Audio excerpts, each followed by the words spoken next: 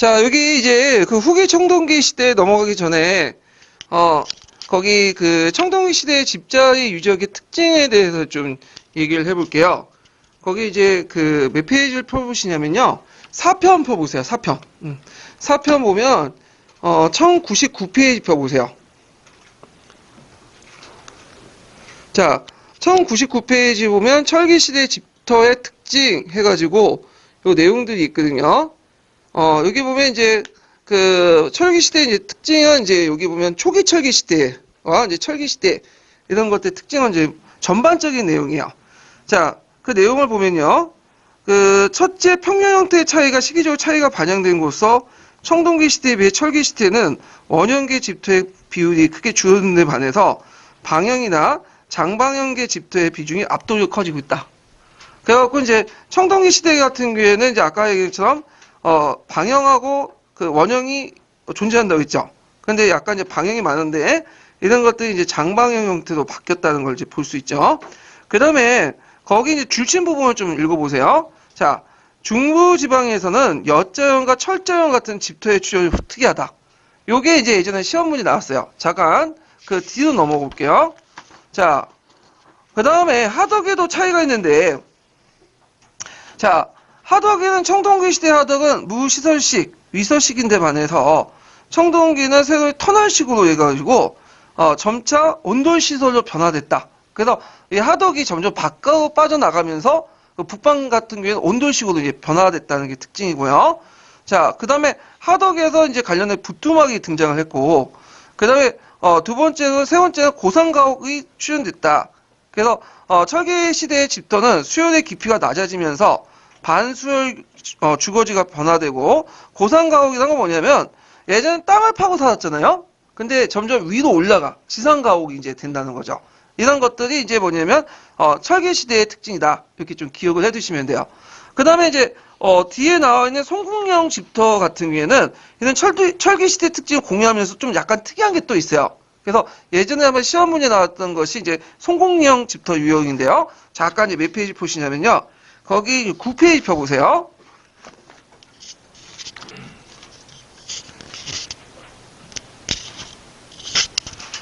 자, 9페이지에 보면 거기 이제 송궁령 집터 유형이 나와요.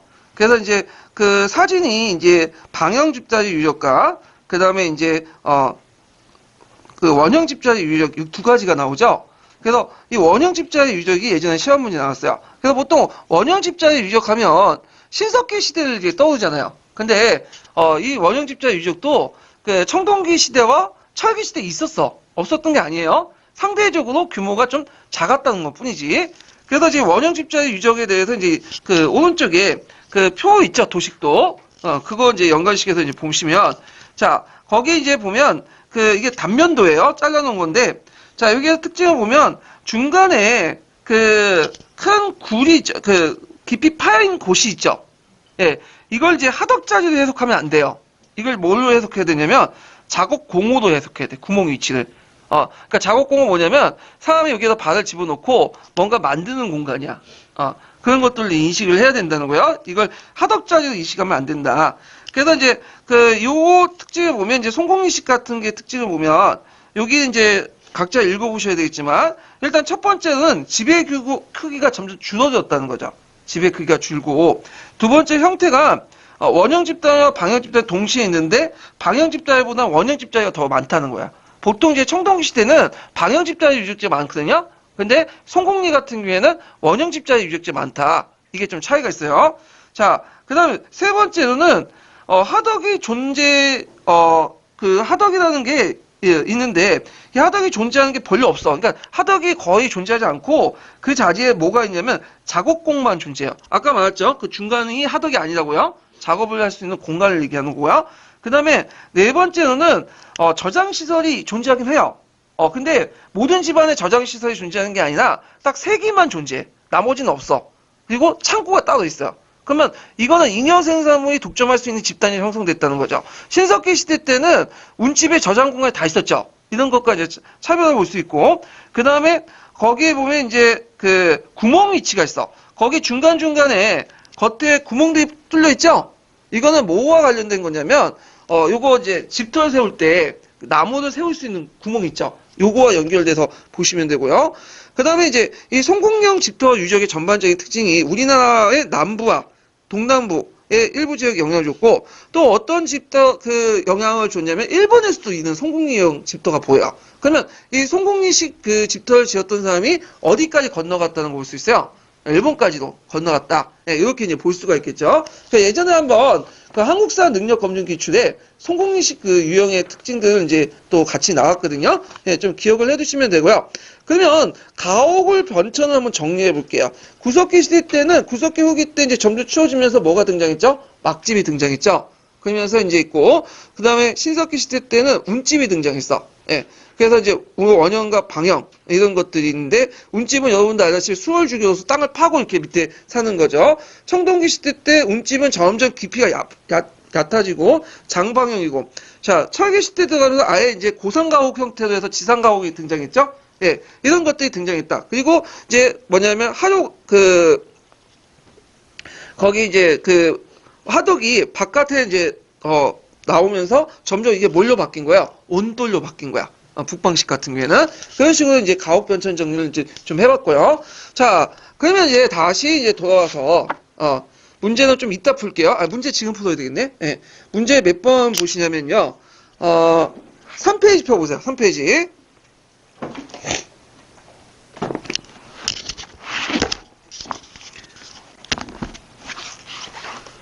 문제, 여기네. 3페이지 보면 5번 문제 있죠? 5번 문제. 자, 가와 나의 집자리에 관한 설명으로 옳은 것만을 보기에서 고른 것은 이렇게 있거든요. 자, 여기 보면 이제 가는 거 딱 나오면 이거 잘못 생각하면 뭘 생각할 수 있어요? 원형이니까. 신석기, 암사동 유적지 뭐 이렇게 생각하는데 전혀 암사동 유적지가 아니에요. 이건 청동기 시대 때 송곡령 유적지다. 그리고 이 중간에 파져 있는 공간은 뭐라고 했죠? 작업공. 예. 그래서 작업할 수 있는 공간 이렇게 해야지 이걸 하덕자리로 해석하면 안 돼요. 자, 그 다음에 이제 여기 이 옆에 있는 것은 철자형 유적지죠. 초기 철기 시대 때. 그래서 보통 이제 그 교과서에서는 이걸 동해옥조 이렇게 설명을 하고 있어요. 동해옥조 할 때 그 무덤 형태로 이렇게 철자, 여자형 무덤 형태가 이제 등장하죠.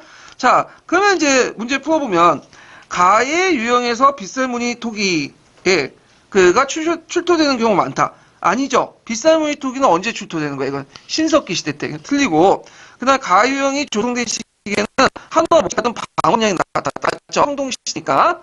그다음에 나 유형은 영서 지역을 비롯한 한반도 중부의 여러 지역에서 발견되는 경우가 많다. 맞아요. 그래서 영서 지방은 이제 태백산맥 서쪽 지역이죠. 예, 그래갖고 한반도 지역에서 많이 출현되고 영동 지역에서도 출현돼요. 주로 영서 지역이지 영동 지역에서도 많이 출현돼요. 그래서 이런 것도 있고 그 다음에 나유형에서 토기와 더불어 여러 종류의 철기와 함께 출토되는 경우가 많다. 예, 맞죠. 왜냐하면 나시기는 초기 철기 시대 때야. 그러니까 이제 요때 출현되는 게 많죠. 그래서 답이 니은, 디귿, 니을이에요. 그래서 요와 관련된 좀 출제 근거도 이제 좀 봐야 될 필요가 있죠. 이 9편에 있는 내용인데 나올 가능성은 없지만 일단은 확인은 좀 하고 차원에서 넘어갈게요. 그 몇 페이지 펴보시면요. 그 1097페이지 펴보세요.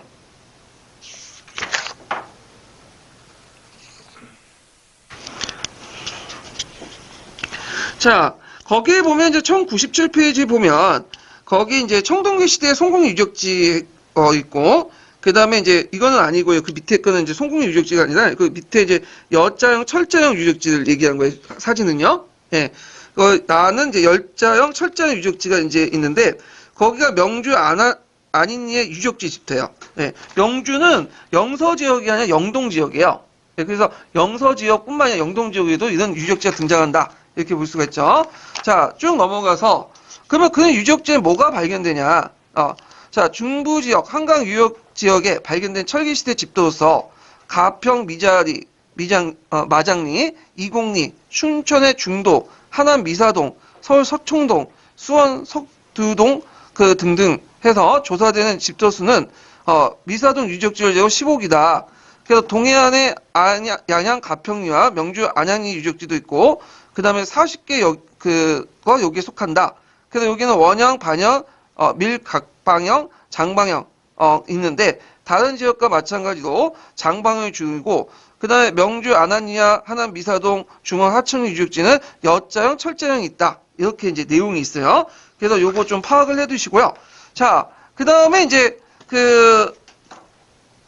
다시 본문 내용을 이제 보면요. 그러면 후기 청동기 시대에도 넘어갈게요. 후기 청동기 시대 8페이지. 자, 후기 청동기 시대를 보통 초기 철기 시대라고 해요. 왜냐면 청동기하고 철기가 같이 사용했던 시기고, 시기적으로는 BC 4세기부터 해서 BC 1세기, 이 시대에 속하죠. 물론 지역마다 좀 차이가 있어요. 북한이 좀 약간 발달된 지역이기 때문에 BC 4세기, 3세기 때 청천강 이북 지역에서 청동기를 사용했던 것도 나타나요. 그 계기가 됐던 것이 연나장수 징계가 쳐들어왔죠. 요거와 연결시켜서 보시면 되고, 그 남한 같은 경우에는 BC 2세기 때 명도전이 발견돼요. 이 명도전 아시죠? 그 명도전 중국의 전국시대 때 합해죠. 제나라 합해인데, 이것이 거의 이제 출현된 곳이 있는데, 되게 늑도 지방 있죠?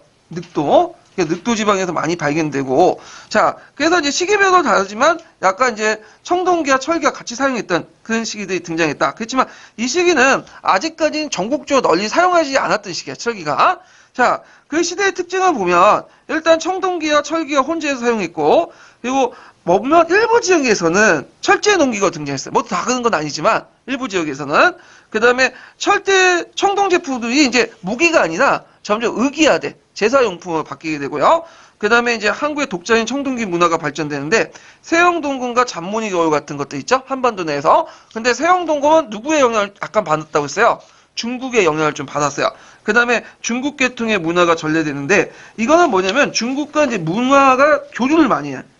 그래가지고 중국에 관련된 문화들이 좀 많이 등장해. 대표적인 게 연나 제나 폈던 명도전 같은 거 있죠? 명도전에 한자가 쓰여 있어. 그래서 이제 있고, 그 다음에 늑도가 되게 유명한 그 유적지인데, 거기가 조그만 섬인데, 온갖 물건들이 되게 많이 나와요. 특히 중국제 물건들이. 그 중에 이제 화폐도 많이 발견되는데, 방랑전이 등장해요, 방랑전. 방랑전은 진나화폐죠. 근데 진나화폐인데 거기 발견된다는 거야? 대단한 거죠? 그 다음에 우리가 이제 목간에 널무덤 같은 토강모 같은 것도 발견돼요. 원래 토강모나 널무덤은 우리식 무덤이 아니에요. 중국식 무덤인데, 이때 이런 것들이 등장했다. 그래서 오수전, 하천 같은 다양한 문화적 유적지가 발견되고, 그 다음에 이제 예를 들어 이제 교과서에 나오지만 붓이 최초로 사용되죠. 붓이 등장했다는 것은 중국과의 어떤 무역이 교류가 있었다. 이런 것들을 이제 알 수가 있는 거죠. 자, 그 다음에 철기가 일부 지역에 사용되면서 이제 경제 기반이 확대되고 교육이 활발되고 시족 공동체가 점점 붕괴되면서 연맹체 국가가 발전되는 계기가 마련했고요. 청동 제품의 위기화가 등장하죠. 점점 이제 무기보다는 이제 제사용품을 많이 사용돼요. 동탁 이런 것들 방울도 사용했고, 그다음 지배 형태도 아까 이제 읽은 것처럼 뭐예요? 지상 가옥으로 점점 바뀌어서 온돌 구조, 목조 가옥이 등장하고요. 정착 생활 규모가 확대됐다. 이렇게 이제 보시면 돼요. 자, 뒤에 넘어가서 안각화인데, 이 안각화가 이제 교과서에 좀 많이 나오거든요. 안각화는 뭐예요? 거기 돌에 일상세간이나 이런 주술적임이나 이런 것들을 새기는 벽화가 안각화죠. 예. 그래서 교과서에 많이 나오는 게 뭐냐면 울주 방구대 안각화야. 그래서 울주 방구대 안각화 보면 거기 되게 많이 그려져 있어. 그리고 울주 방구대 안각화는 이게 청동기 시대만 있었던 게 아니에요. 신석기 시대부터 해갖고 초기 철기 시대까지 모든 문이 다 들어가 있어. 그래갖고 거기 이제 고대 사냥도 있고 그냥 일반적인 사냥도 있고 주술적 기원도 있고 농경생활 표현도 있고 다양한 표현도 있다. 그래서 울주 방구대 안각화 부분은 한번 교과서에 찾아보세요. 나중에 거기 교과서에 있으니까. 그다음에 울주에 청청의 안각화가 있는데 거기 보면 여러 가지 상징적 무늬들이 있죠. 동심원은 뭘 뜻하는 거예요? 태양을 상징하죠? 그래서 이제 풍요를 비는 그런 뜻이고요. 삼각형, 동물 그림, 인두, 무당의 얼굴, 이런 거는 종교 제단의 성지로 추정될 수 있는 곳이다. 이렇게 이제 보시면 될 것 같아요. 자, 그래서 이제 이렇게 해서 있고, 그 다음에 뒤에 잠깐 넘어가서 분모 형태를 볼게요. 자, 초기 철기 시대 때 분모 형태는, 계속, 고인돌도 사용했다. 네, 청동기와 마찬가지로. 석간모, 적성총, 석간모, 옹강모 등등이 있는데, 요런 것들은 이제 앞에 분모 형태하고 거의 비슷하죠? 그래서 이제 이런 내용들 좀 기억을 해두시면 되고, 그래서 이제 청동기 대개 그 시대나 초기철기 시대는 크게 변하진 않아요. 다만 뭐만 약간 들어왔다는 거야. 철기만 도입되고 중국 문화만 좀 도입됐다는 거야. 그러면 청동기 시대나 초기철기 시대 때 이제 대표적인 고인돌 형태의 무덤 형태를 좀 볼게요. 자, 여기에서 이제 무덤 형태가 탁자식 그 고인돌이 있어요. 그 고인돌이 있고 개석식이 있고 그 다음에 기반식이 있거든요. 근데 고인돌도 3개 형태가 있어요. 그래갖고 되게 이제 탁자식 같은 경우에는 4개 큰 갠돌을 세워갖고 장방형 돌발을 만든 건데, 이 대표적인 게 그 경기도 그 강화도에 있는 고인돌 있죠. 이게 탁자식 고인돌이에요. 예. 그래서 되게 이제 농다리죠. 농다리. 그래서 북방식 고인돌 이렇게 이제 보고 있어요. 근데 이제 이 탁자식 고인돌은 되게 누가 묻혔을까요? 이거 되게 규모 크거든요. 이거는 되게 부족장급 정도 이렇게 이제 보였던 사람들이 묻혔고요.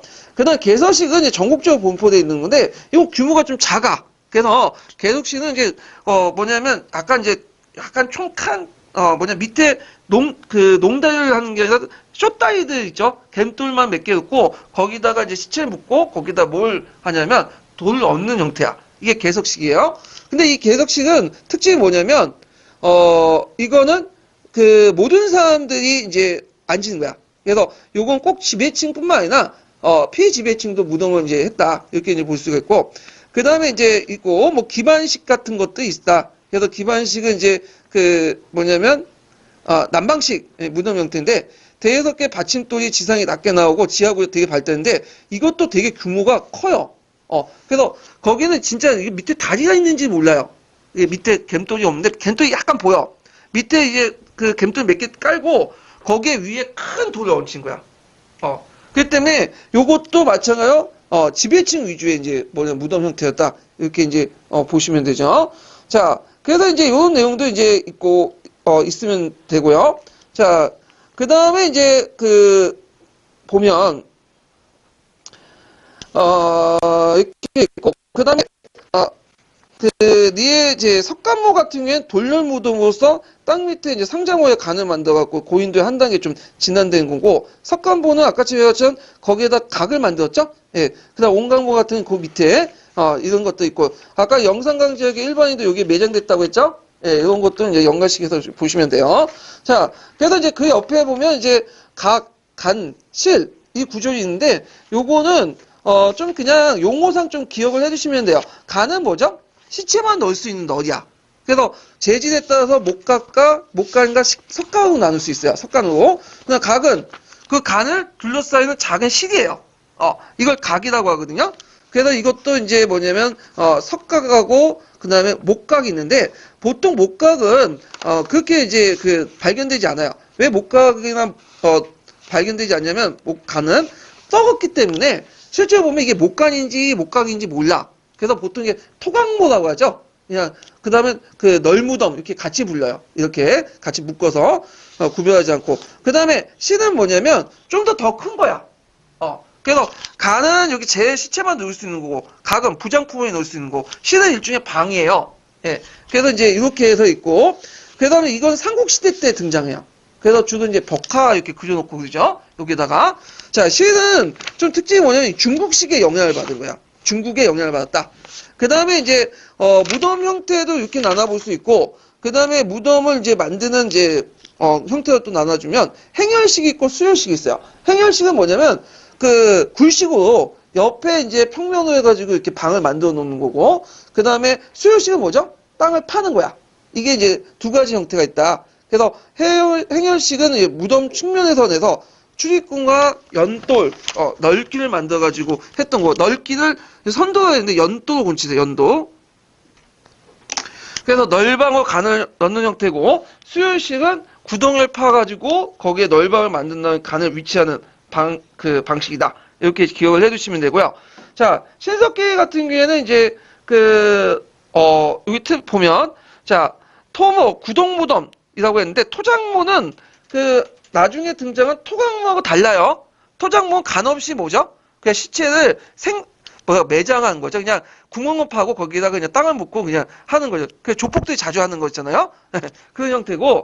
자, 그 다음에 청동기 시대는 지성모, 석강모, 석각분, 그 다음에 온강모 이렇게 있고, 그 다음에 청동기와 철기 시대는 거의 비슷해요. 후기 청동기 시대는 비슷하고, 그 다음에 이제 여기 철기 시대라고 하고, 초기 철기 시대라는 게 정확하겠네요. 예, 초기 쓰고. 그 다음에 이제 낙랑 무덤인데, 낙랑은 중국 계통의 무덤이 많죠? 그래서 중국 계통의 무덤이 목각분, 그러니까 나무 덜렬 무덤, 이렇게 이제 얘기하죠. 이걸 다른 말로 토광모라고 해요, 토광모. 예. 그 다음에 전축분인데, 정축분은 뭐냐면 벽돌 무덤이야.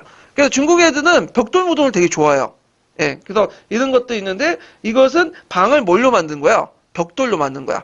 우리는 방을 중국에 영향을 받았지만 방 자체가, 실 자체가, 그 방은 벽돌로 만든 게 아니라 주로 뭘로 만들었죠? 화강으로 만들었죠. 이게 좀 차이가 있어요.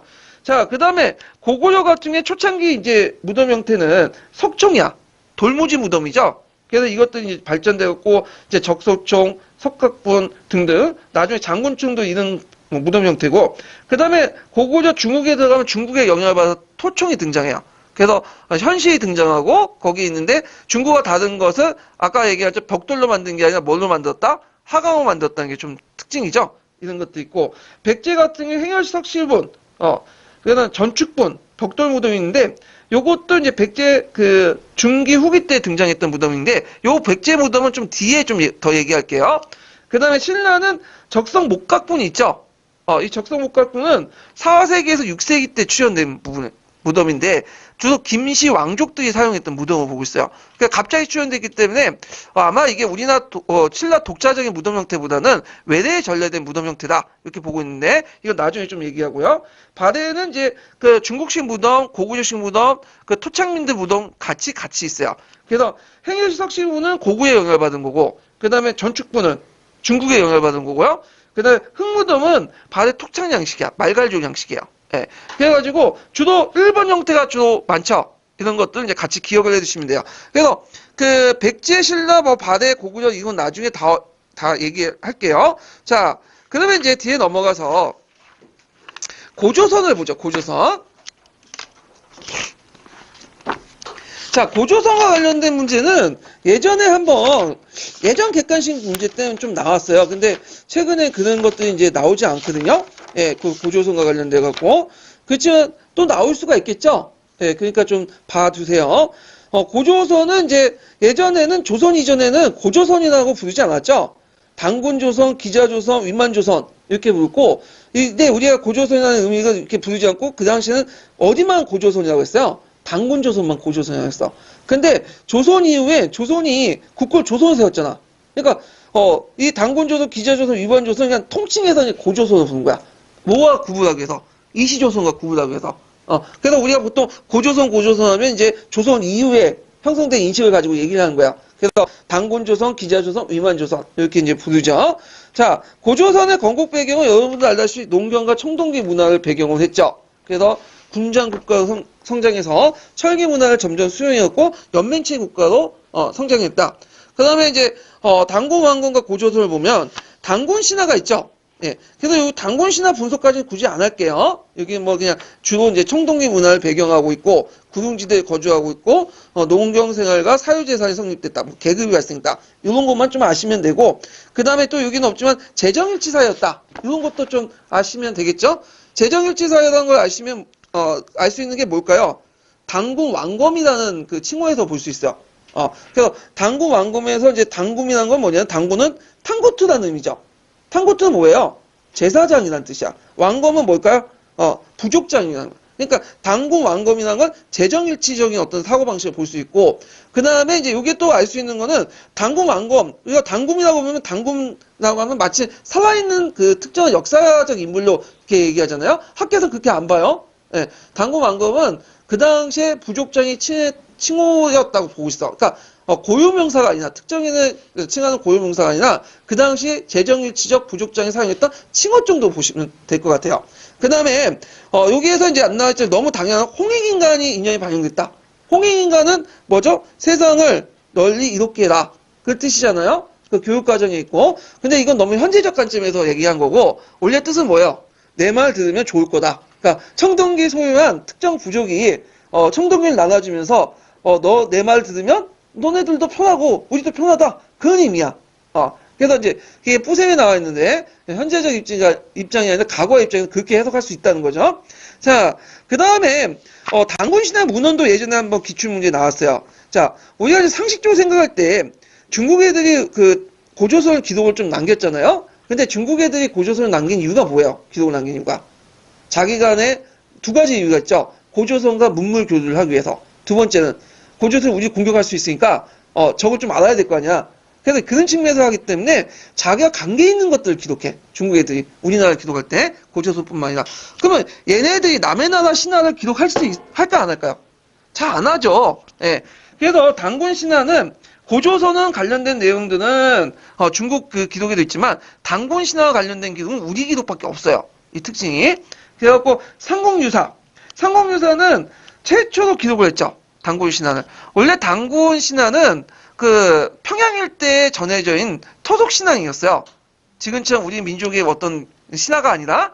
근데 이제 나중에 몽고족이 쳐들어오면서 이제 몽고족을 물리치는 과정에서 삼한일치적 어떤 삼통일한적인 어떤 사고방식이 없어져요. 일통삼한적 의식이 없어지면서 좀 먼 조상을 찾다 보니까 뭐가 부각된 거야?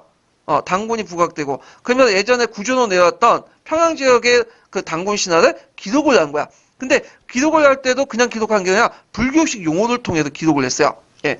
그래가지고 최초의 기록이다. 그렇지만 제일 원형에 가까운 기록이죠. 나중에 등장한 제하옹기, 응제시주, 세종실록 지지, 동국여지슬람 이런 것들은 좀 약간 원형보단 좀 멀어. 왜냐하면 이제 유교 사관이 널리 확립되면서 유교적으로 이제 각색해서 간 거야. 그래서 합리적일지 몰라도 그 당시에 고대인들의 어떤 사유 방식을 제대로 반영하지 못하고 있다. 그래서 우리가 보통 그 단군신화 할 때는 뭘 얘기하는 거야? 삼국유사를 가지고 기준을 가지고 얘기를 하죠. 그래서 이제 이런 것들을 이제 같이 기억을 해두시면 되고요. 뒤에 넘어가서 고조선의 세력 범위를 이제 볼게요. 요것도 아주 기본적인 거지만 수능에는 많이 나오거든요. 자, 고조선의 세력 범위인데 여기에서 이제 지도가 보이는 거야. 자, 그럼 여기에서 이제 주의할 것은 동이족하고 고조선 동일한 거예요? 아니죠. 예. 일부 그 민족사학자들은 이제 동이족하고 고조선을 막 똑같이 놓고 마치 동이족이 이제 세력 범위를 고조선 세력 범위와 동일하게 해놓고 고조선이 거기 그 상동반도까지 막 확장됐다 이런 식으로 얘기를 하는데 이거는 학계에서는 인정받지 못하고 있고요. 좀 고조선의 세력 범위 거기에서 이제 보이는 한반도 북부 지역하고 주로 만주 중남부 지역 이렇게 이제 보시면 돼요. 그래서 이걸 알 수 있는 게 뭐냐면 여기에서 국경이라고 하지 않고 세력 범위라고 했죠. 그 당시에 국경이 있었어 없었어요? 없었죠. 면을 지배하는 게 아니라 정과 선을 지배했어. 음락 단위의 누추 지배 구조이기 때문에 그게 없었어 국경. 그래서 세력권 국경이 아니에요. 그 당시에 어떻게 지배했죠? 서구국가를 지배 부족들이 청동기를 나눠주면서 그 밑에 있는 피지배 부족장들에게 복속을 한 거죠. 예. 그래서 이제 철기 시대 때의 지배 방식과 좀 달라요. 그래서 이제 고조선 세력 범위는 이제 알 수 있는 게 그 지표유물로 고인돌, 특히 고인돌 중에 북방식 고인돌 있죠? 네, 농다리 고인돌. 그 다음에 이제 비파형 동금이 있어. 비파형 동금은 이제 있고, 그 다음 미송이식 톡이 있고, 미송이식 톡이는 청천각 이북 지역에서만 주로 발견된, 톡이죠. 그 다음 거친물고, 이런 것들이 이제 네 가지가 있다. 예. 근데 이거에 대해서 학계 일부는 고조선 세력 유역의 범위와 일치하지 않는다는 견해를 수 있고, 이런 지표 유물들이. 그래서 요거는 학계에 많이 많지만, 일단 학계에 겨내고 이거는 네 가지 중에 한 세 가지 내어두세요. 쉽지만 나올 수가 있고. 자, 그 다음에 고조선에서 또 문제점이 뭐냐면, 고조선 중심지 논쟁이야. 이게 이제 통론에 잠깐 언급돼 있죠. 그래서 이제 크게 세 가지 의견이 있어. 제용영설, 제평양설, 그 다음에 또 하나가 원래는 용영이었다가 나중에 수도를 옮겼다. 이렇게 해서 이제 중심지에 옮겼다. 그래가지고 이제 했는데 그래서 이제 제용영설과 제평양설 이렇게 해가지고 두 개를 보고 그 다음에 이동설 관련된 내용을 볼게요. 제용영설은 이제 처음에부터 끝까지 어디가 중심지였다는 거예요. 고조선은 거기에 이제 요하를 중심으로 되거나 요하를 중심으로 보고 있죠. 그러다 보니까 이제 국경에서 끝이 어디냐면 만리장성 끝으로 보고 있어. 산해관 쪽으로 보고 있어. 원래 산해관이 그 끝이잖아요. 예. 근데 이에 반해 제평양선은 처음부터 끝까지 어디에 있었다는 거야? 평양에 있었다는 거야. 예. 그래서 얘네들은 이제 그 만리장성 위치 끝을 요동에서 양평까지 연결되는 시선으로 봐요. 요동, 그러니까 요하를 건너서 요동까지 봐. 왜 이렇게 해석되냐면 지금 만리장성 있죠? 만리장성은 지금 명나라 때 만든 거잖아요. 그러니까 지난 시대 때 만리장성 또 규모가 달라요. 지금 어디에 있는지도 몰라. 그래서 어떤 사람은 동국공존을 주장하면서 만리장성은 중국에서 어디까지 이어졌다고 해? 평양까지 이렇게 끝까지 이어졌다고 이렇게 주장하고 없는 상성까지 만들어가면서 조작질을 하는데 자, 뭐 이런 게 있고요. 그다음 낙랑군의 위치는 요동, 그다음에 제평양 평양, 그다음 폐수와 열수 같은 경우에 고대 지명을 어떻게 해석하냐서 폐수는 요하고 열수는 대능하다. 예. 그러니까 대능하는 요하 옆에 있는 강이에요. 그다음에 이제 이에 반해서 제평양성은 폐수는 평양, 평양보다 대동강 이렇게 적으시면 되죠. 평양에 있는 대동강. 열수는 오늘날 청천강이고 요동과 요소의 기준은 보통 이제 요동과 요소 할 때는 보통 이제 요하를 기준으로 하잖아요. 근데 그 당시엔 좀 달랐다는 거야. 요하 그 쪽에 그러니까 항하강 북쪽에 뭐냐 난하라는 게 있어. 그 난하를 가지고 요동과 요소를 가지고 그러면 요령소를 주장할 경우에 어디냐 더 고조선의 세력 범위가 넓어지는 거죠. 예, 이렇게 이제 보고 있고요. 그 다음에 이제 제 요령선은 이제 BC 9세기 때 거기 요령 지역에서 뭐가 발견돼요? 비파형동과 미송시토기가 많이 발견되죠. 근데 이거에 대해서 제평양선은 비파형동과 미송시토기는 고조선 세력권과 일치하지 않다. 이런 식으로 해가지고 꼭 유물과 세력권이 꼭 일치하지 않다고 주장해요. 그러면 여기에서 이제 그 제 요령설과 제 평양설을 이제 각각 주장을 하는데 그 요령설을 주장했다 해서 민족주의고 그 제 평양설을 주장했다 해서 신민사관이다. 이렇게 도식화되기는 좀 어렵다 그거죠. 그 예를 들어 가지고 이제 뿌셈에 나와 있는데 평양설을 주장했던 그 사람들 중에 조선후기 시작자들이 되게 많아요. 왜 그 조선후기 시작자들이 많았냐면 얘들의 이것도 정치적 입장인데 그 당시 이제 그 청나라에서는 만주 원록을 써가지고 마치 이제 우리 민족하고 만주족하고 같은 민족인처럼 이렇게 기술을 했거든요. 그 당시 조선 성리학자들 입장에서 상당히 불쾌한 거죠. 그러다 보니까 만주족과 우리랑 관계가 없다는 걸 강조하기 위해서 고조선의 위치를 어디에 잡은 거야? 저쪽 요령이 아니라 평양으로 잡은 거야. 그래서 이런 걸 볼 때는 이제 예전부터 이거 위치 문제를 가지고 계속 논쟁을 했고 우리가 이제 요령선은 민족주의, 그다음 평양선은 신민사관이라는 프레임 가지고 좀 접근하기는 좀 힘들다는 거야 이거는요. 근데 요거는 지금 문제가 안 나올 가능성이 많아요. 뭐가 많이 나오냐? 이 부분은 특강에 나오는데 나오는 거는 이제 통론에 있는 이동설이 이제 많이 나오죠. 이 이동설은 남한학계 다수설이야. 그래서 이동설을 이제 좀 볼 필요가 있어요. 자, 이동설의 두 가지 입장을 보면, 이동설의 입장을 보면, 초창기 때는 정기 고조선 때는, 청동기 시대 때는 어디에 있죠? BC 9세기 때는. 그 비파형 동금의 발견한 지역이 어디예요? 대능하 유적이죠? 요하 부근에 대능하가 있어요. BC 9세기 때 대능하가 되게 많이 발견됐어요. 집중적으로 발견됐고, 왜냐하면 거기에 집중적으로 발견됐다는 건 그걸 만들 수 있는 지배 집단이 거기에 있다는 거죠. 예. 그러다가 BC 3세기 이후에 비파형 동금을 조용하는 세형 동금이 어디에 많이 발견되냐? 평양 지역. 그러니까 청천강 이남 지역으로 발견돼. 그러니까 이제 정기 고조선, 청동기 시대 때 정기 구석기는 정기 고조선은 어디예요? 대능한 유적지의 중심지가 있고, 근데 이것이 나중에 BC 4세기 이후에 후기 고조선은 뭐죠? 청동기와 초기 철기 시대 때 고조선은 이거는 그 평양으로 옮겼다는 거죠. 이게 이동설의 주장은 고종학적 입장이고요. 근데 이에 또 문헌학적 입장도 그걸 뒷받침하는 게 뭐냐면 BC 4세기 때 누가 쳐들어왔어? 징계가 쳐들어왔죠. 그래서 징계가 도입될 때 이제 철기 제작 기술이 1차적으로 도입했다. 이렇게 이제 보고 있는데 중국에서.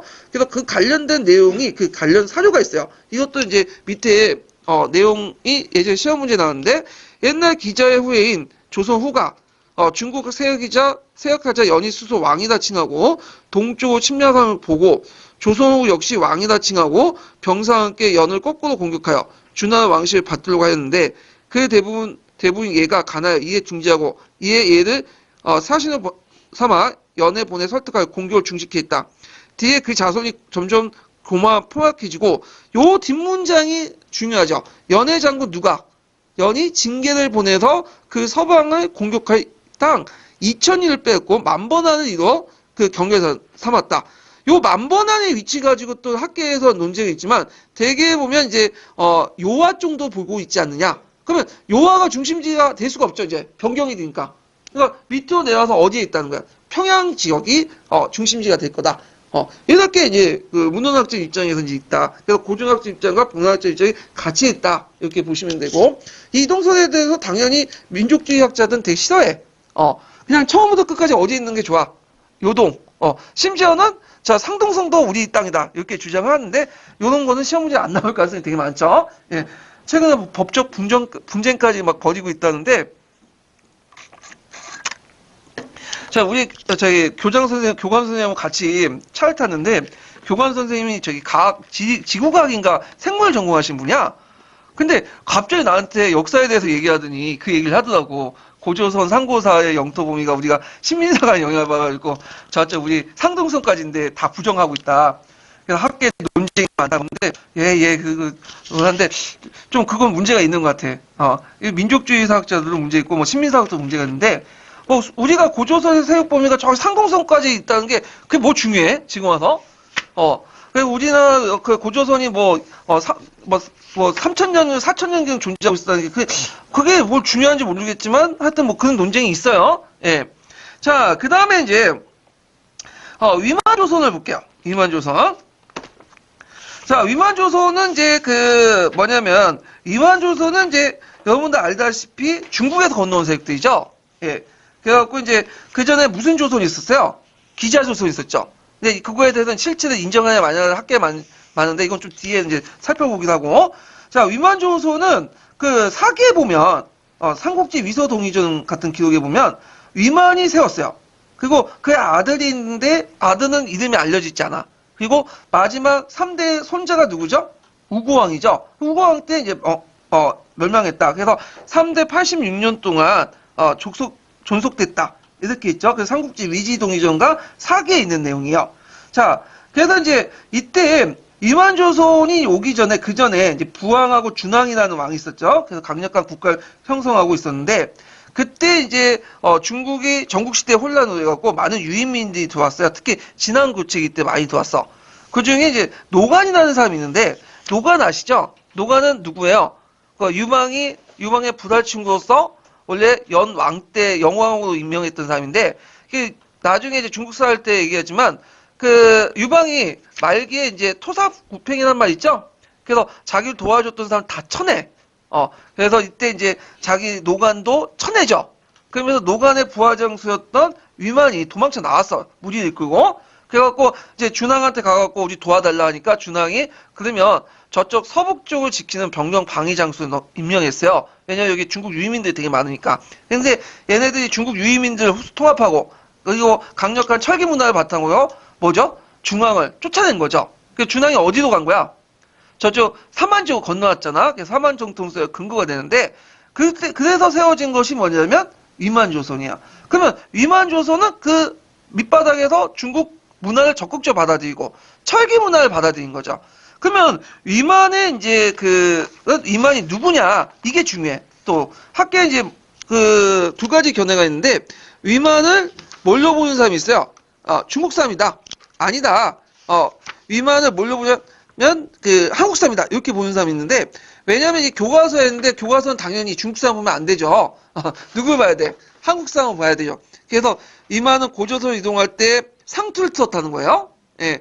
그다음 조선인 옷을 입고 그 왕이 뒤에 오는 데서 나라 힘을 그대로 조선이라고 했고요. 그 다음에 그의 정권에 참여했던 사람들이 토착민 출신이 많았다는 거야. 따라서 위만은 위만의 고조선 당공고조선을 계승했다. 이게 학계의 공식적인 입장이에요. 물론 그걸 부정한 사람도 있어요. 그래서 교원대 송모 교수님은 거기 예전에 출제진으로 또 들어갔는데 그 교수님이 약간 동국공정의 영향을 좀 받아서 그런지 위만이 예전에 강의 때 위만이 뭐냐면 중국 사람이다 이런 식으로 얘기를 했어. 난리 났어 그냥 그때. 그 KBS에서 특강이었는데 인터넷 게시판에서 난리 났고 죽이겠다는 협박도 들어오고. 하여튼 근데 공식적인 입장은 위만을 뭘로 본다? 조선인으로 본다. 이게 이제 우리나라 공식적인 입장이고요. 자, 그래서 위만이 집권하고 나서 왕검성을 쳐들어와서 준왕을 몰아내서 왕이가 돼요. 그럼 위만의 국가 성격을 좀 볼게요. 자, 일단은 아까 얘기했죠. 위만은 어디에서 건너왔다 했어요? 중국에서 건너왔지만 조선 계통의 유민 세력을 보고 있어요. 그리고 고조선 토착 세력과 연맹의 국가를 형성됐다. 이렇게 이제 보고 있고요. 그 다음에 이제 그 중계무를 바탕으로 정복 국가가 성장했다. 그래서 이제 위만 같은 경우에는 남쪽에 그 당시 진국이라는 나라가 있었죠. 예, 진국이 있고 한나라와 이렇게 중계했으면서 발전을 했던가. 그래서 이것이 나중에 한나라의 침략 원인이 돼. 그래서 위만 조선이 처음부터 한나라와 관계가 나빴던 건 아니에요. 초창기 때 여우 때는 관계가 좋았어. 그래서 이제 한나라 위세를 얻고 그 다음에 이제 주변 국가를 이제 정복하고 그랬는데 이게 이제 우구왕 때 틀어진 거야 한무제하고. 왜냐면 한무제는 이제 뭐냐면 중개모를 통해서 성장한 위만을 경계하게 돼요. 왜냐면 이들이 우리 경제적 이익을 침범한다 이렇게 생각하고 있고 그 다음에 위만이 어디와 연계됐다고 생각해요? 홍로와 연계됐다고 생각하죠? 그런 이유로 이제 뭐냐면 그 위만조선을 공격을 하게 된 거야. 자, 하여튼 그 다음에 위만조선 때 특징은 또 뭐냐면 철기 문화가 본격적으로 수용해요. 예전에 징계 때는 약간 수입했어. 근데 이때부터는 본격적으로 수입하죠. 자, 우리나라 철기 문화는 청동기와 달리 어떤 문화적 성격을 갖고 있죠? 청동기와 달리 그 청동기 독자적이죠. 근데 그 철기 문화는 중국의 영향을 받아요. 중국에. 그래갖고 이제 정복 활동을 통해 영토 확장하고 그다음 농업과 무기 생산을 중으로 수공을 발전하고 그 이때부터 이제 본격 수용돼서 한반도 전역으로 또 뭐냐 청동기 철기가 확산돼요. 특히 이제 위만한테 쫓겨난 그 뭐냐 준왕 세력들 있죠? 이 준왕 세력도 철기를 가지고 있죠. 이들이 유이민 세력들이 또 한반도 남쪽에 뭐냐면 철기를 확산시키고 그 나중에 위만이 또 망하잖아요. 위만이 망하나서 위만이 또 세력이 남쪽으로 내려오죠. 그러면서 한반도 남쪽에 또 철기를 확산해요. 그래서 고조선의 유이민 세력들의 이동 과정이 꼭 철기 확산하고 연결돼요. 그러니까 나중에 이제 삼한사회 성립 과정에서 볼 때 이 고조선 유이민 세력들과 토착 세력들이 결합이 돼요. 이 철기 문화를 바탕으로. 자, 그 다음에 이제 한무제에 치니까 위만조선의 멸망을 이제 볼게요. 요거 별표 2개 쳐놓으세요.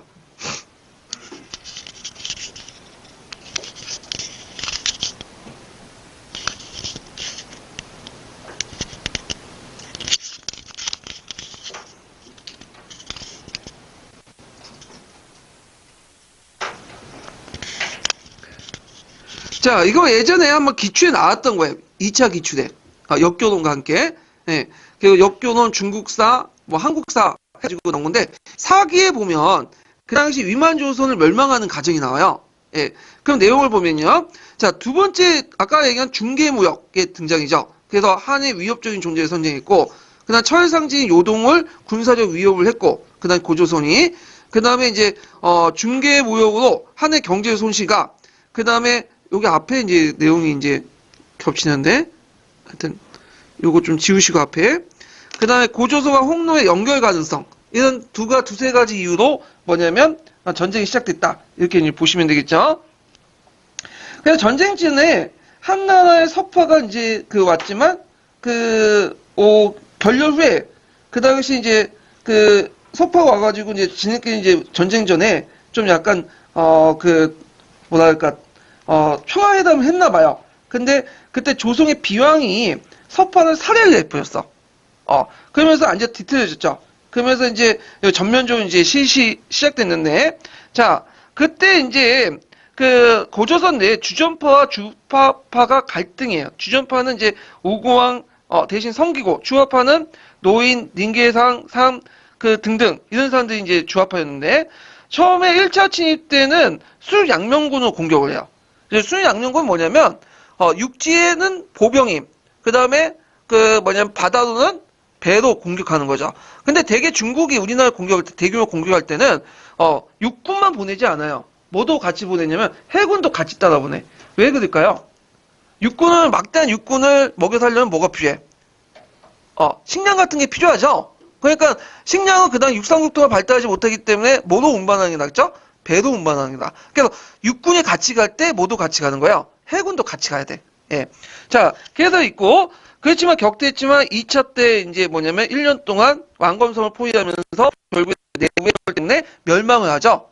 그리고 뭐가 설치돼요? 한사군이 설치되죠. 이런 내용들을 파악을 해두시면 돼요.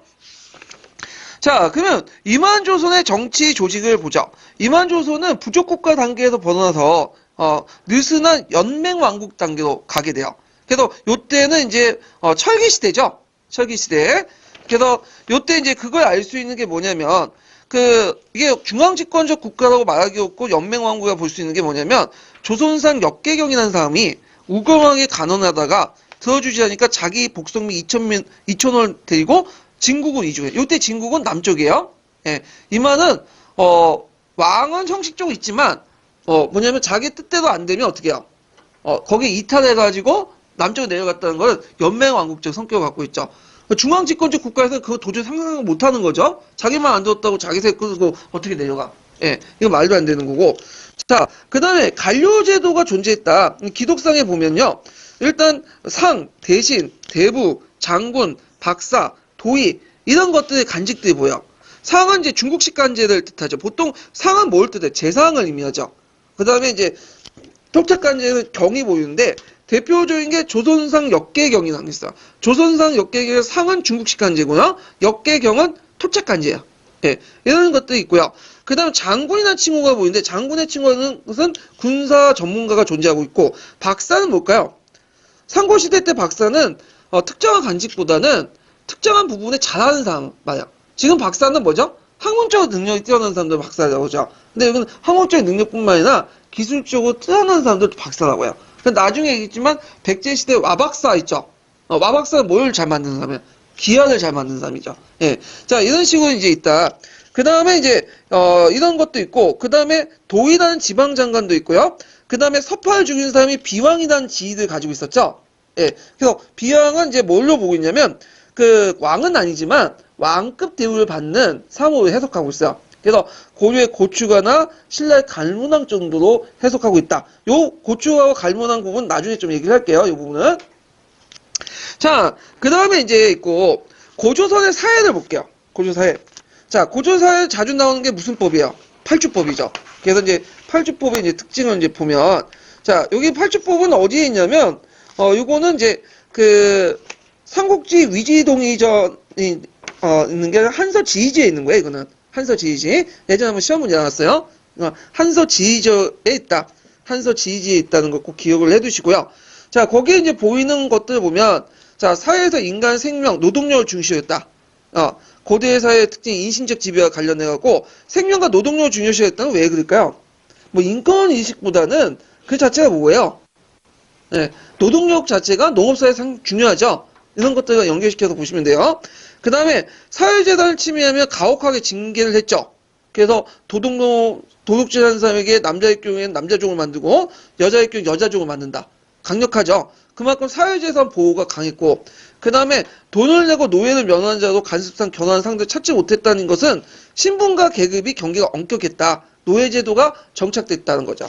그래서 노예제도가 정착했다는 건지 알 수 있는 게 고조선에 무슨 제도가 있었냐면 순장제도가 있었어.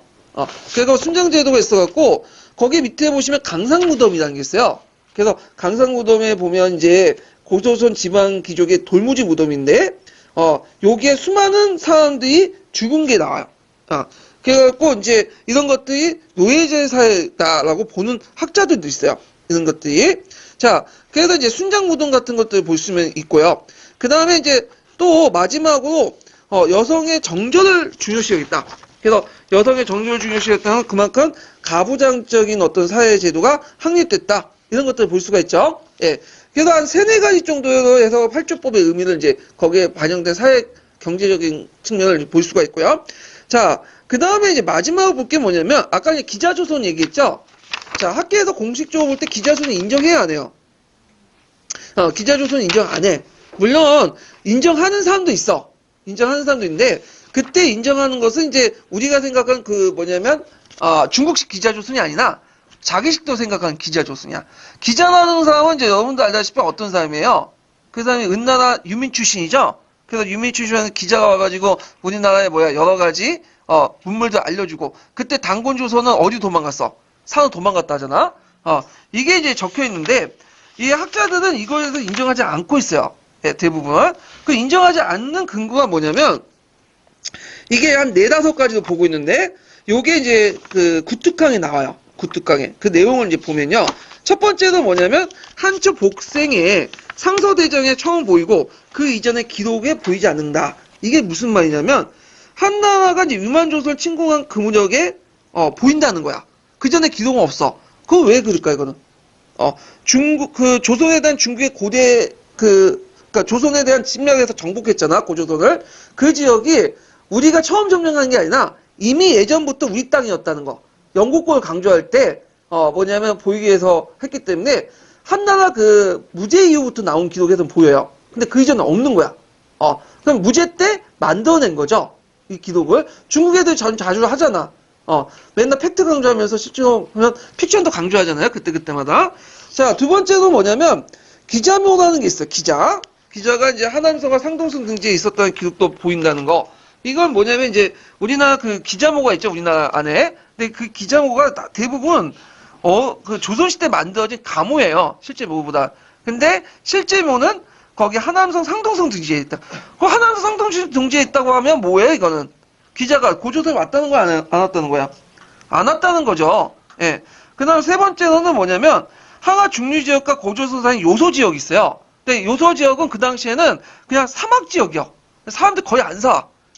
그때 왕래가 용이하지 않았다는 거. 그러니까 네 번째로는 이제 고고학적인 측면을 볼 때 그 당시 고조선은 이제 청동기 문화하고 그 다음 중국의 청동기 문화가 차이가 있다는 거죠. 그 계통상. 이런 것들을 볼 때 기자조선을 되게 부정하는 견해다. 이렇게 이제 보시면 돼요. 근데 기자조선 실체가 있느냐 없느냐가 주제에 떠나서 기자조선을 오랫동안 믿었잖아.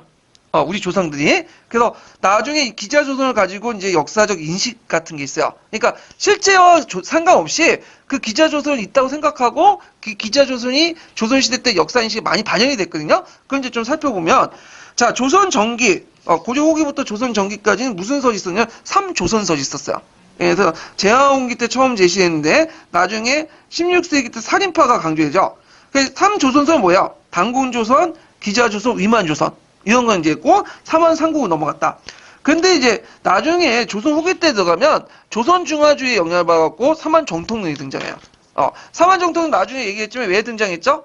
명청 교체기 때 이제 중국에서 이제 정통이 없죠. 누구한테 정통이 넘어간 거야? 우리나라에서 넘어왔다. 그래서 조선 중화주의의 어떤 반영인데, 자, 이익과 안정복 같은 사람이 주장이 있죠. 예전에 시험 문제 나왔는데, 자, 단군조선, 기자조선, 만, 통일신라를 체계해야 돼. 그럼 여기에서 볼게. 단군조선은 어떤 의미에서 우리가 정통이에요? 우리 혈통상 정통이죠. 그 다음에 기자조선은 중화문명을 우리에게 소개시켜줬잖아. 그러면 기자조선에서 위만조선 갑자기 없어진 거야. 그럼 위만조선의 객관적 실체를 부정하는 거야? 그게 아니라 위만은 정통이 없다는 거야. 왜 정통이 없어요? 찬탈을 냈잖아. 찬탈한 건 무시해버리고 거기에 이제 기자조선 후예였던 준왕이 사만을 내왔죠. 그래서 사만의 중심지가 어디예요? 마한이죠. 그래서 이걸 사만정통론이라고. 그 다음에 이제 그 상곡이나 이런 것은 서로 비등하기 때문에 무통을 처리하고 나중에 통일신라로 체계가 되죠. 요게 예전에 시험 문제에 나왔던 거죠. 사만정통론. 자, 그래서 이제 기자조선이 실체는 인정하지 않지만 기자조선이 후대 역사에 어떤 간접적 영향을 줬는가, 역사의식에 어떤 영향을 줬는가, 이런 것도 좀 아셔야 돼요. 자, 그래서 이제 한번 이렇게 해서 이제 고조선 얘기해봤고, 뒤에 넘어가서 한사군 넘어가죠. 자, 한사군도 예전에 시험 문제 나왔어. 한번. 한사군의 어떤 멸망 과정의 역사적 의의, 이렇게 이제 얘기를 하는데, 한사군에 대해서 이제 학계에서도 말이 많아. 이것도. 여러분도 알다시피 이제 한사군은 그 만주에서 성립됐다. 한반도에서 있었다. 그렇게 있고, 그 다음에 이제 있는데, 우리는 이거 뭐 학계 견해까지는 알 필요는 없겠죠. 하여튼, 그래서 우리는 학계 견해에서는 제복설이에요? 제남설이에요? 한반도 안쪽에 있다라는 제남설이죠. 예.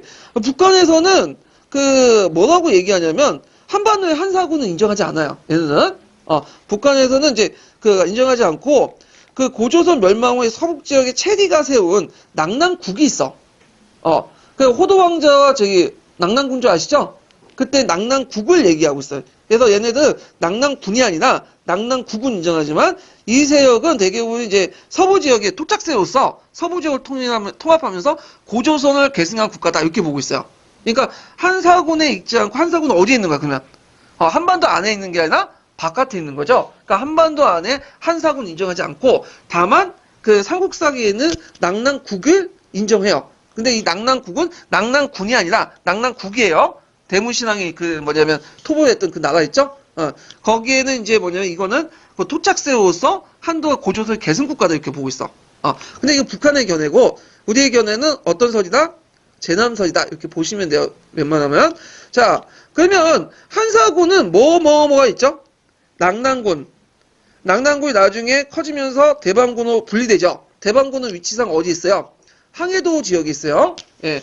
그 다음에 진번군, 임두군, 현도군 이렇게 있는데 여기에서 좀 눈여볼 게 뭐냐면 그 현도군이야. 현도군은 그 고구려현 있다고 했어요. 현도군 밑에 고구려현이라는 말 있듯이 고구려가 잠시 현도군에 속했어요. 나중에 투쟁에서 이제 벗어났지만 근데 이제 낙랑을 제하고 진번, 인둔, 헌도는 토착민의 반발 때문에 다 어디로 갔죠? 이제 한반도 북쪽으로 이동했죠. 만주 지역으로 이동했고 한반도에 있었던 오랫동안 313년까지 있었던 군은 뭐예요? 낙랑군. 그 후에 이제 갈려져 나온 대방군이에요.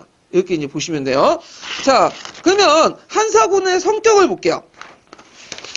자, 이 원래 이제 한사군은 이제 한무제 때 이제 그 성립됐지만 오랫동안 계속 역대 왕조 때 존재를 했던 건데 되게 이제 중국 왕조와 연결되지만 독립국으로서 뭐냐면 유지가 됐다. 그리고 이 학계 이제 대부분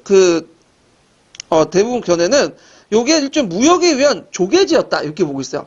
그러니까 지금 홍콩이라든지 예전에 홍콩이라든지 그 다음에 이제 제국주의 시대 때 조개지 아시죠?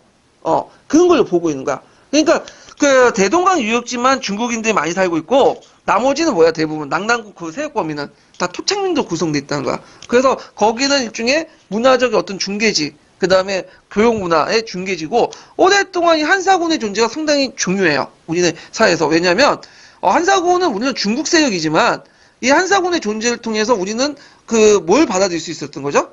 중국의 발달된 문화를 받아들이는 거죠. 그리고 그 이 과정에서 이제 고대 국가를 형성하는 기틀이 된 거야. 그리고 중국의 문화와 교류를 받은 창고 역할을 했던 거잖아요. 예. 근데 한사군이 나중에 멸망을 당했죠.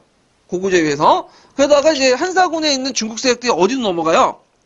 백제로 넘어가잖아. 왕인 같은 그런 사람들이. 그러면서 그 역할을 누가 대신하게 된 거야? 그러니까 낙랑군이 아니라 백제가 대신하게 되고 이 과정에서 백제와 누가 연결되기 시작하죠? 왜? 일본과 연결되기 시작한 거죠. 예. 그래서 이제 교육권의 변화가 일어나는데 이건 뒤에 좀 얘기를 할게요. 자, 그 다음에 그 상급 통합 조직, 고조선의 예전에 정치 조직 같은 건 해체했지만 그 밑에 있는 기반 조직들은 그 군장국가 체제를 인정하고 자율성을 보장했다. 그러니까 한사원이 등장했다 해서 다 중국인이 차지한 게 아니라 평양이나 그 중심 지역 같은 경우에는 중국인이 좀 있지만 나머지 지역은 뭐죠? 계속 군현 세력 존재하고, 그러니까 그 부족장 세력들이 존재하고 있었고 그들의 자율성을 인정해줬다는 거야. 토착 세력들의 자율성을. 자, 그래서 이제 이 한사군의 정책들은 뭐냐면 그 양면 정책이야. 그러니까 이게 뭐냐 하면 말 잘 들으면 어떻게 해요? 여러 가지 혜택을 주고 말 개기면 책찍질 가는 그런 당근과 책찍 정책을 같이 했죠. 그 과정에서 이제 삼한사회는 수긍했어. 거기에 적응한 거야. 그래서 새로운 문화 유입을 통해서 일반민과 수장층 간의 문화적 기술 격차가 축소되면서 한 문화에 적극적으로 수용했다. 근데 이에 고구려, 맥족 같은 거 있죠? 그 다음에 현도군 밑에 누가 있었다고 했어요? 고구려현이 있었다고 했죠. 이때 고구려현은 고조몽이 오기 전에 세력들이에요. 보통 구려라고 하는 그 민족들인데, 자, 하여튼 이들이 이제 너무 저항하니까 나중에 그 진번, 인도, 현도군을 폐지하고 저쪽 한반도 쪽으로 해서 한반도에서 만주 지역으로 이동했다고 했죠. 그 다음에 이제 결국에는 미청화 때 낙랑과 대방을 멸망시켰어. 그래서 고구려는 한사군의 대립 그 과정에서 삼국을 형성했다. 이렇게 이제 보면 돼요. 그래서 이제 이런 내용들을 좀 기억을 해두시면 되고요. 그 다음에 거기에 그 60여조 병금이 나와요. 60여조 병금은 8조법 있죠? 8조법이 바뀌어가지고 이제 좀 더 세분화된 건데 이걸 알 수 있는 건 뭐냐? 자, 두 가지 의미를 볼 수 있어요. 토착민의 공격부터 자신의 생명과 재산을 보호하기 위해서 그 당시 중국인들이 그 다음에 이 당시 중국의 문물과 제도가 강제로 수용하는 과정에서 토착 세력이 내부가 분화되기 시작했죠. 사회 구조와 문화가 계속 변화되면서 법 또한 어떻게 돼요? 점점 세분화되기 시작해. 그래서 이런 두 가지 측면에서 볼 수 있다라는 거죠. 그래서 이제 한번 여기와 관련된 내용을 한번 그 한국사 통론 주제로 해갖고 한번 찾아볼게요. 기출 근거에서. 자, 몇 페이지 펴보시냐면요. 1142페이지 펴보세요.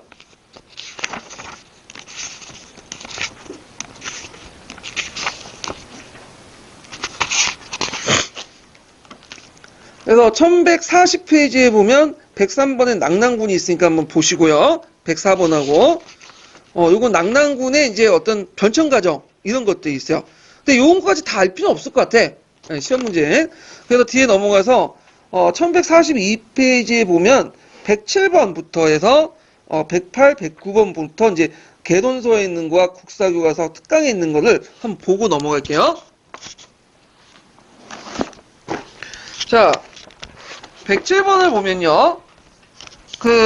107번은 이제 한국사 개론에 나오는 염사치사화가 있어요. 여기 염사치사화는 뭘 볼 수 있냐면, 그 당시 이제 그 한사군의 분열 정책 있죠? 네, 토착사의 분열 정책들을 볼 수가 있는데, 왕망의 지향 연간에 지난해 우거수인 염사치가 낙랑의 토지가 기름지고 인민을 잘 산다고 말 듣고 그곳에 투항하러 가다가 밭가운데 새를 쫓는 한 남자를 만났는데, 그가 말하기를 우리들 한인은 1500명이 제목을 별치하다가 한인에게 붙잡혀 그 노비가 된 지 3년이 됐다. 이때 한인과 한인은 다른 거예요. 그 앞에는 중국인을 얘기한 거고, 요 한인은 뭐예요? 대한민국 할 때 한인은 그때 삼안 쪽에 있는 한인을 얘기하는 거죠. 자, 염사치는 그 노비를 데리고 낙랑군에 이뤘다. 그는 통역이 되어 낙랑의 큰 배를 타고 다시 진안으로 가서 헌박해서 한인 생존자 1000명을 얻었으나 500명이 이미 죽었으며 그 대신에 진안인 15,000명, 번안포 15,000피를 받아 낙랑으로 돌아와 오니 낙랑은 그를 포창이요. 예, 간책과 전택을 두었다. 이때 간책은 뭐냐면, 간은 뭐죠? 간과 책은 뭐야? 그 모자예요, 모자. 예. 그래서 관리복장과 그 옷하고 모자를 줬다는 거예요. 예. 근데 이 간책과 그는 모자를 의미하고, 또 옷도 줬어요, 같이. 간책과 옷을 줬다는 건 어떤 의미가 있냐면, 이거는 너희들과 우리가 교육할 수 있는 권리를 준 거야. 그리고 우리는 이 사로부터 그 뭐냐면, 한인들의 만의 목재를 구하러 하였다는 사실과 함께 한의 거수, 음락의 군장들이 한군영의 간작과 의책을 탐하여 한군의 토착사의 분열 정책에 성공했다는 걸 알 수 있다는 거죠. 그래서 삼한사회 같은 경우는 아까 말한 것처럼 자기 민족을 위해서 일한 게 아니라, 뭐 민족이라 좀 그렇지만 그 약간 이제 그 낙랑의 그런 교육권 얻기 위해서 뭐랄까 자기 종족들을 이제 갖다 팔고 누구한테 달라붙은 거예요. 한족들에게 달라붙은 거죠. 예. 요런 것들을 이제 볼 수 있다. 분열 정책을. 그 다음에 이제, 여기에 보면 이제 60조 금에 관련된 그 7차 고등학교 국사 교과서가 있어요. 자, 한해 9년이 설치된 후에 억압과 수탈을 당했던 토착민들은 이를 피하여 이주하거나 단결하여 한해 9년에 대항하였다. 이에 한해 9년은 엄한 율령을 실시하여 자신의 생명과 재산을 보호했다. 그에 따라 법조항도 60조로 전가하고 풍속도 각박해졌다. 그래서 60조가 왜 만들어지는가 한 원인에 대해서 설명을 하고 있어요. 그 다음에 109번을 보면요. 자, 이것도 60조에 관련된 거예요. 자, 중국의 문물과 제도가 상대적으로 소박한 사회구조 문화를 지녔던 고조선사에서 무력침공을 통해 일방적으로 강요되어짐에 따라서 생겨진 산물이다. 곧 고조선사의 정통적 사회질서와 문화에 큰 충격과 혼란이 나타난 것이고, 경제적으로 9년의 공격 수탈 외에도 개인 간의, 한인 간의 일반적 수탈이 상거래가 선행되었다. 그래서 중국의 문물과 제도가 도입되면서 사회 구조가 복잡화되고, 그 다음에 위험해지니까 이런 법률이 많이 만들어졌다. 그 이유를 설명하고 있어요. 자, 그래서 요거 두 개 가지고 이제 한번 해석할 수 있고요. 자, 그 다음에 뒤에 넘어가서, 그럼 멸망 과정을 볼게요. 자, 아까 이제 진번, 인도, 현도는 만주로 이동했다고 했죠? 한반도로. 그래서 낙랑가 있었는데, 낙랑과 대방도 언제 멸망했어요? 고구려 미청왕 때 멸망했어. 동청왕 때 한번 낙랑과 대방을 공격하기 전에 뭘 공격했다고 했죠? 서안평을 공격했죠. 서안평은 어떤 곳이냐면,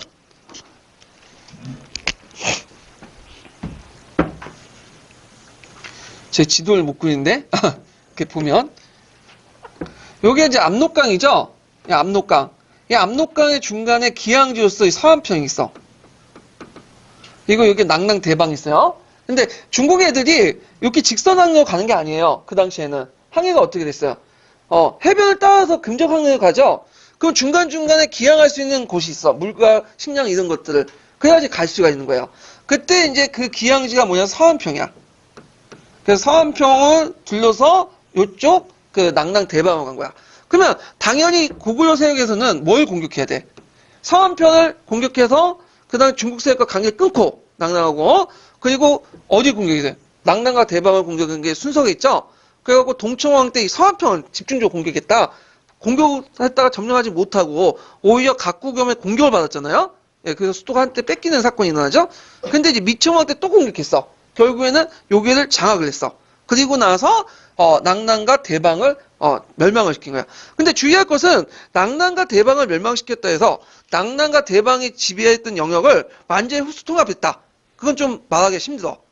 정치 세력을 멸망시킨 거지 낭낭과 대방의 영향력 있는 지역들 완전히 통합하지 못했어요. 그래서 나중에 이제 그 대방을 둘러싸고 대방 고지를 둘러싸고 옛 땅을 둘러싸고 항해도 지역에서 누구와 충돌해요. 고구려하고 백제가 충돌되잖아요. 예. 그래서 이제 이 싸움에서 이제 근초공왕이 이제 고구 원왕을 죽이고 그 이제 사형에 등장하는데 요거와 연결시켜서 보시면 돼요. 자, 그러면 낭낭의 멸망의 역사적 의미와 영향을 볼게요. 이게 이제 예전에 시험 문제 나왔던 건데, 자, 일단은 우리나라 영토 중에서 중국 세력을 완전히 축소해서 민족적 발전 기반을 마련했다. 그리고 이제 낭낭이 중간에 고구려 백제가 망춘 역할을 했죠? 근데 이때부터 이제 만충지대가 사라졌어. 전면적인 독립을 한 거야. 그리고 이때부터 이제 4세기 때부터는 삼국이 정립이 돼요. 고구려, 백제, 신라가. 예전에는 뭐 낭낭 세력도 있고 부족 세력들이 중간중간 있었는데 이때부터 국경선이 이제 확립되면서 서로 간 싸움이 일어나기 시작한 거야. 4세기, 5세기 넘어가면. 자, 그 경제적으로 보면 낭낭이 했던 역할이 뭐예요? 중개무역과 중국의 발전의 문물 수입이잖아. 그런 것들을 이제 누가 한 거죠? 백제로 옮겨가게 돼. 왜냐면 낭낭의 그 한인 세력들이 일본은 중국에 갔지만 일본은 어디로 내렸어요? 백제로 내렸죠. 그래서 백제와 그 중국 간의 어떤 연결하는 일종의 인적 네트워크가 형성된 거야. 그래서 백제를 중심으로 해서 이제 새로운 교육망이 형성되고 그 다음에 백제 외 가야가 서로 연결되기 시작하죠. 4세기 후반 때. 동시에 신라가 고구려 고지피하기에서 신라 고구려 또 한 편을 맺게 되는 거죠. 그래서 이제 나중에 이제 그 세 세력이 백제 가야 외 세력이 어디 공격해요? 신라를 공격하니까 신라가 뭐야? SOS를 고구려 치고 고구려 강개토등이 기병과 보병 5만 명 있고 쳐들어온 거 아니에요? 예, 요거와 또 연결시켜서 이제 보시면 될 것 같아요. 자, 그러면 이렇게 한번 보고 그러면 관련된 기출문제 풀어볼까요? 자, 13페이지 펴보세요. 13페이지. 아이고.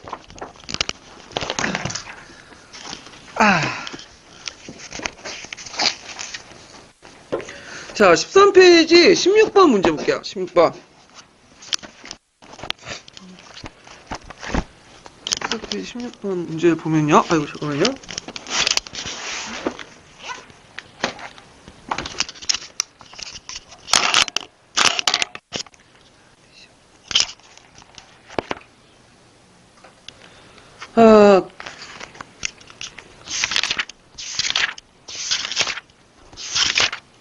자, 그 내용을 보면, 그 밑줄 친 내용이 가리키는 사건의 역사적 의의를 쓰시오. 이렇게 했거든요.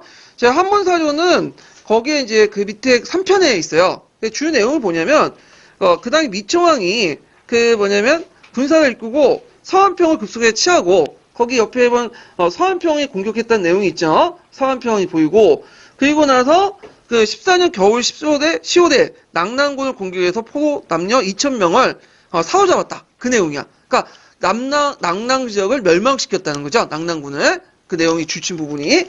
자, 그러면 이제 요 내용들을 이제 보면 이 역사적 낭낭군의 멸망의 역사적 의의를 써라. 어떻게 써야 되냐? 자, 뭐 여러 가지 역사적 의의가 나올 수가 있어. 근데 요걸 이제 뭐라고 이제 답을 달아놨냐면 한사군 세력의 축출을 통해 고구려 성장. 이걸 답을 해놨대요. 그래서 한살군의 세력의 축출은 1점, 그리고 한상을 축출과 고구려 성장까지 쓰면 2점. 물론 이게 여러 가지 의의가 있을 수가 있어요. 예. 그런데 그 의의가 있지만 이거는 이제 출제진이 이렇게 답안을 달아놓은 거예요. 예. 그럼 영향을 쓰면 정치적 영향을 쓰면 어떻게 써있어요? 이때부터 고구려 백제간의 완충지가 사라져 전면적으로 도입했다. 이게 푸셈에 있는 내용이고요. 경제적 영향을 쓰면 어떻게 했어요? 낙난궁에 행했던 중국 간의 중개 무역과 무물수 역할 누가 담당했죠? 백제가 담당함으로써 국제질서가 형성이 됐다. 이렇게 나올 수가 있겠죠? 이런 식으로 이제 다양한 답변이 나올 수 있다라는 거죠. 그래서 이제 이 내용도 이제 파악을 해두시면 될 것 같아요. 자, 그러면 다시 이제 돌아와서 총괄평가 한번 오랜만에 풀어볼까요? 자, 총괄평가 4페이지 펴보세요. 4페이지. 자, 4페이지 3번 문제 해볼까요? 아니, 4페이지 3번 문제.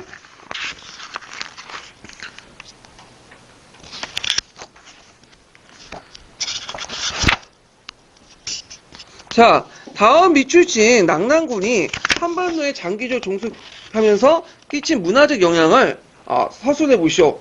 그리고 원봉 3년에 되어 조선을 멸망시키고 남낭, 인도, 현도, 진번 4군을 나누어 두었다 등등 이렇게 있는데, 자, 여기에서 이제 낙낭이 그 한반도에 어떤 영향을 미쳤는가 요걸 물어보는 건데, 자, 여기 이제 보면 그 중국의 선진 문물을 한반도 일대에 전해주는 창고 역할을 했다 이렇게 쓰시면 돼요.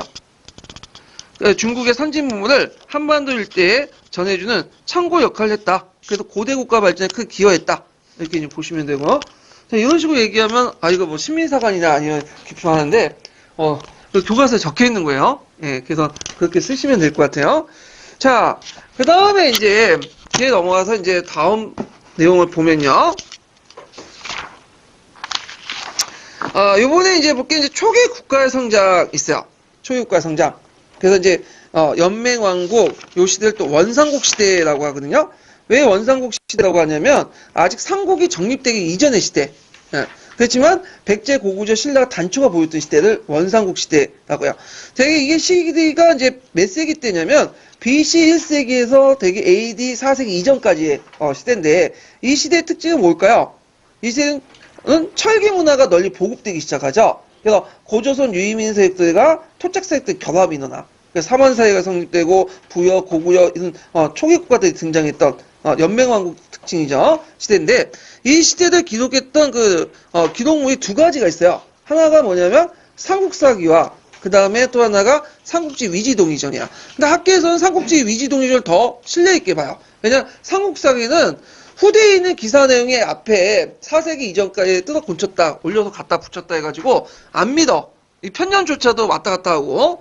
그래서 대개 보면 이제 1차 사료였던 삼국지 위지동의전을 더 신뢰를 해요. 그래서 그런지 몰라도 이제 교과서에 있고 통론에 있는 내용은 삼국지 위지동의전 관련된 내용이야. 삼국사기 기록이 아니라. 자, 그래서 이 시기 때 이제 특징은 이제 정치적으로 무슨 왕국이 형성됐다? 연맹왕국이 형성됐어요. 자, 연맹왕국이 왜 형성됐는 여러 가지 설이 있는데, 그 중에 하나가 뭐냐면 이민족의 방어와 수리 관계시설 건설 등 효율적 인력 동원의 필요성이 있어요. 왜냐하면 청동기 시대 때는 청동기를 소유하고 있는 민족이 한정돼 있었죠. 근데 철기 시대 때는 다양해. 그리고 여러 계층도 이제 철기를 소유하고 있어. 그러니까 이제 싸움도 상당히 뭐냐면 거칠어지고 한 부족이 혼자 당당할 수가 없어. 그러니까 주변에 여러 부족들이 합쳐가지고 연맹왕국들이 만들어졌구나. 아니면 이제 이때부터 농경이 본격적으로 실시하면서 수리 관계 시설하려면 많은 노동력이 필요하잖아요. 그러니까 여러 부족을 효율적으로 동원하기 위해서는 하나의 국가로 만드는 게 좋겠죠. 그래서 연맹국가가 등장을 했다. 근데 연맹국가는 특징이 뭐냐면 국왕은 출연됐지만 왕권이 약화되죠. 그냥 여러 군정의 대표적인 사람이에요. 그래서 부의 독자성이 그대로 유지되고 군장 세력이 잔존되고 유력한 부족의 군장이 계속 우대받는 그런 사회였다. 그렇지만 이런 사회가 점점 이제 어떻게 되죠? 이게 중앙 집권화 국가로 발전되기 시작하죠. 물론 이 시대의 그 국가 형태 다 연맹왕국이라 볼 수는 없어요. 왜냐하면 옥저나 동해는 계속 뭘로 남았죠? 부족국가로 남았죠. 그리고 이 부족국가 나와갖고 그 다음에 왜 부족국가로 남았어요? 고구려와 그 다음에 한사군의 압력 때문에 그런 거죠. 결국에 고구려에 의해서 멸망을 하고, 그 다음에 이제 고구려나 진국 삼한은 원래 연맹왕국이었다가 나중에 이제 그 어떻게 중앙집권 국가로 발전되고요.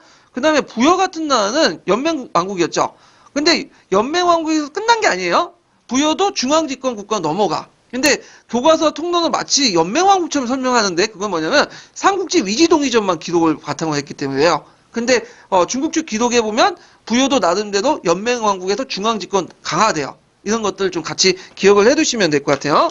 자, 그래서 이제 이 연맹왕국과 관련돼 갖고 초기국가 선정에서 보면 위치를 정확히 좀 파악을 할 필요가 있어요. 어디가 뭐가 있는지 그걸 이제 파악할 필요가 있는데, 자, 거기에 보면 이제 그 여러 국가들이 있는데 고구려가 있고 거기에 북쪽에 누가 있었죠? 부여가 있죠.